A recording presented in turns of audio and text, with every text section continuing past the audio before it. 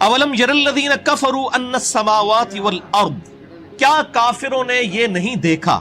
لفظی ترجمہ تو یہ بنے گا، با محاورہ ترجمہ ہوگا کیا کافروں نے نہیں جانا، ان کے علم میں یہ بات نہیں آئی، ان السماوات والارض، کہ آسمانوں اور زمین، یعنی سارے آسمان اور زمین، کانتا رتقن، یہ آپس میں گندے ہوئے تھے، ملے ہوئے تھے، ففتقناہما، تو ہم نے ان کو پھاڑ کر جدا کیا۔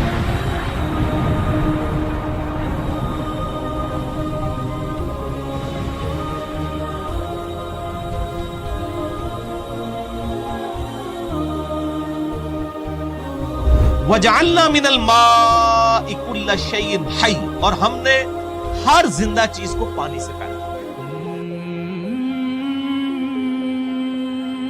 افلا یؤمنون، کیا اب بھی ایمان نہ لاؤ گے؟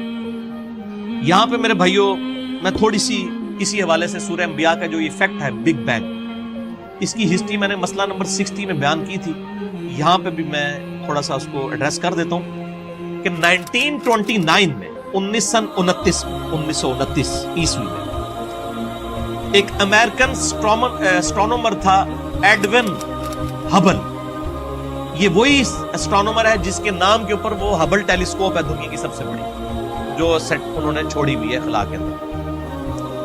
1929 میں اس نے ٹیلیسکوپ کے ذریعے چیز آبزرو کی کہ کائنات میں جتنے بھی سیارے اور ستارے نظر آ رہے ہیں نا، یہ ایک دوسرے سے دور جا رہے ہیں، اور فزیکلی اس کا جب اسپیکٹرم ڈرا کیا گیا وہ گریجولی ریڈ کی طرف شفٹ ہو رہا تھا۔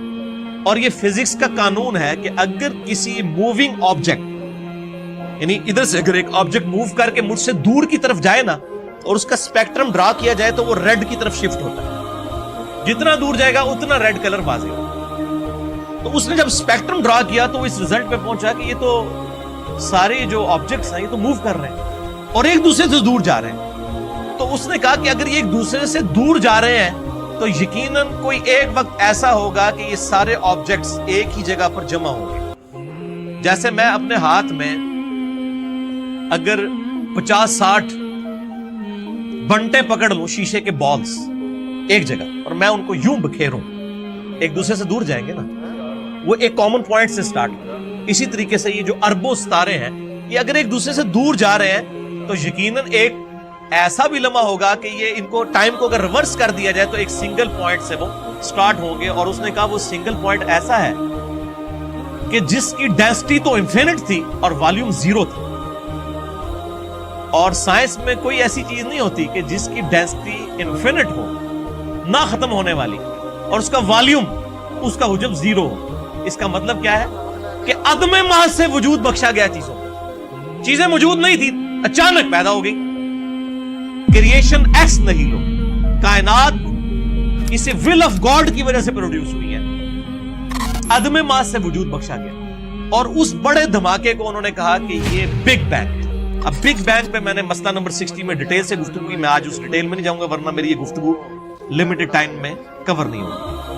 اچھا، جب اس نے یہ بات کی تو پھر یہ عوام کے سامنے آیا۔ پھر آئنسٹائن نے تو آلریڈی میتھمیٹیکلی یہ چیز پروف کر دی تھی، ایکسپینڈنگ یونیورس، یہ کائنات پھیل رہی ہے۔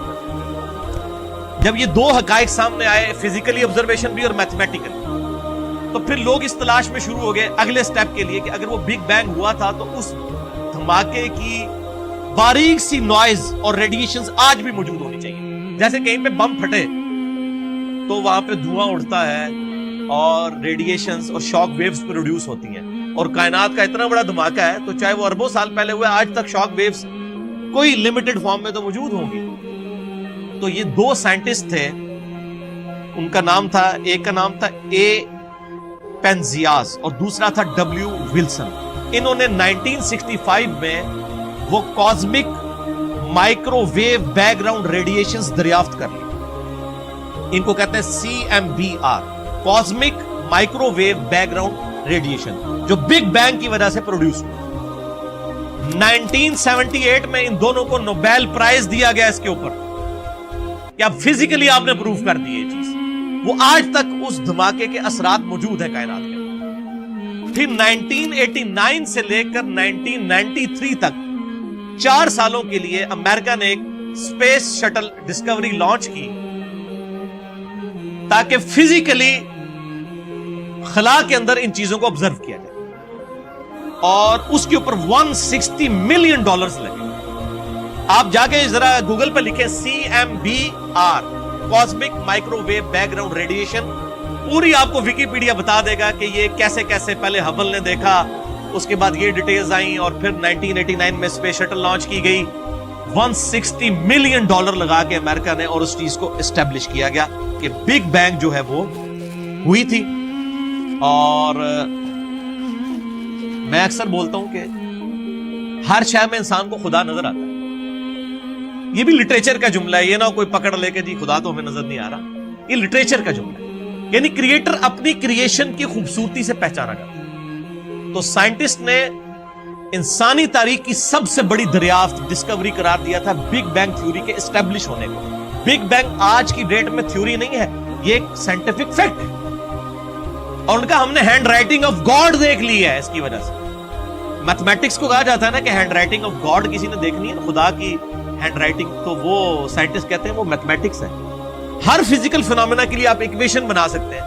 اب چونکہ میں میکینیکل انجینئر ہوں، اور آپ کو پتا ہے انجینئرنگ جو ہے وہ اپلائیڈ سائنسز ہے، تو ہم لوگ ہر چیز کا میتھمیٹیکل ماڈل بناتے تھے، اور اس سے وہ چیزیں اسٹیبلش ہو جاتی تھی۔ تو میتھمیٹیکل ماڈل جو ہے یہ خدا کی ہینڈ رائٹنگ ہے۔ اب یہ نہیں کہ آپ کو کہ فزیکل ہینڈ رائٹنگ، یہ بھی لٹریچر کی زبان میں بات ہے۔